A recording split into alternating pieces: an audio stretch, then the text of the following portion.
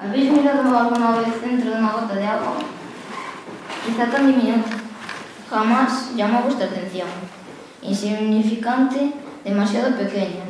¿De verdad que no habéis tenido la ocasión de ver cómo es por dentro? Su alma pura, cristalina, nacida para nuestro mundo. Pero quizá ignorada por su tamaño.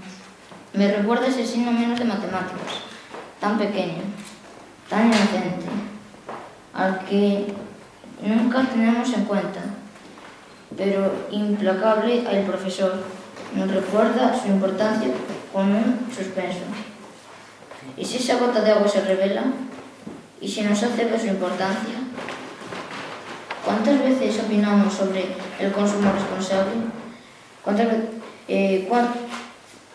Cuidad en el medio ambiente.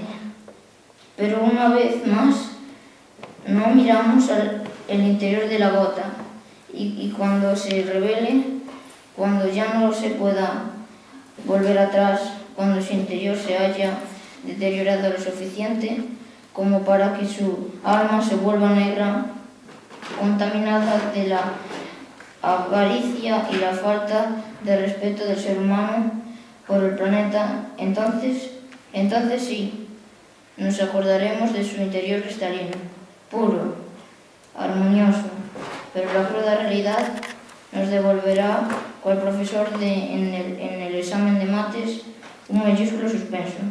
¿Y tú, todavía no has contemplado el interior de esa gota de agua?